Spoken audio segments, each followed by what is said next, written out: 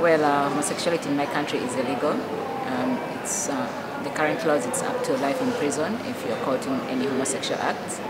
But we are facing a challenge because some people feel that the life in prison is very weak, a law. So they're trying to propose the death penalty for certain aspects of homosexuality. But so right now we are in Parliament and they're about to discuss this bill. It's not yet on the floor, but anytime it could reach the floor, and it has a lot of support from both the opposition and the ruling party. So the chances of it passing into law are very high. But the general situation, of course, we live in fear because we are harassed on the streets, in public places, even in our families. Many people have been chased away from their homes. Many people have been expelled from schools, been sacked from jobs. So there's a lot of harassment, and it's both the non-state actors and the state actors. And the government is not really protecting us because they're not holding accountable to the violators of LGBT because they see us as criminals.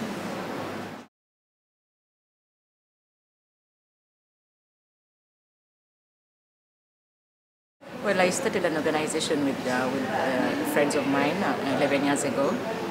We did this because we felt a need to do something to make the situation safe for us. And of course it's not easy because here we are tackling religious leaders, cultural leaders, the politicians and the general public. It wasn't easy and it hasn't been easy in the last 10 years that we've been doing this kind of work. We've lost people along the way. Many people have been evicted from their homes, but we are doing our best to see that we are including in national HIV/AIDS policies. We are doing a lot within our own community to sensitize them about their human rights, not to sit back when they are being violated and feel that the violators have a right to violate them.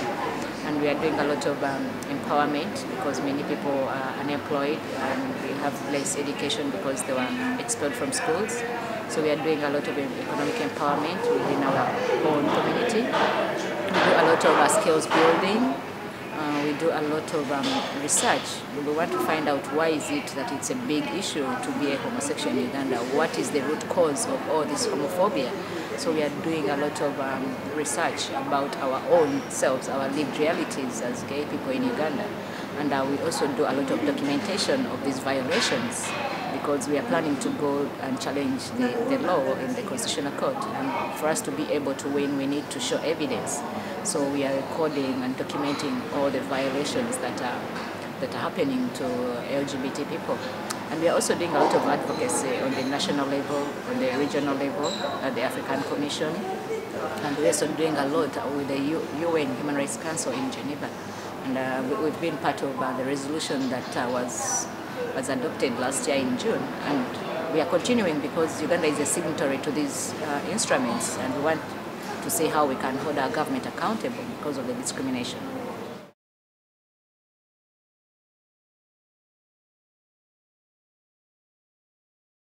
The film is important because it's a way of creating awareness and bringing attention to a cause.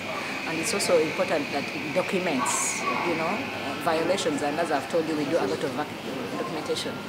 And to be able to send a message out, film is very good, people to see the visuals, because some people have listened to news, some people have read stories, but it brings a lot out more when it's visual, people to see exactly what you're talking about. So film is very important, and I'm actually very happy to be here because I've watched lots of movies concerning different kinds of human rights violations, on land issues, on immigration issues, on indigenous people, and even political movies.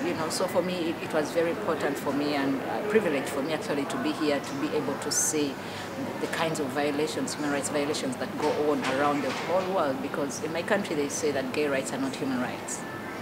But if gay rights are not human rights, that means that gay people are not humans, which is ironic.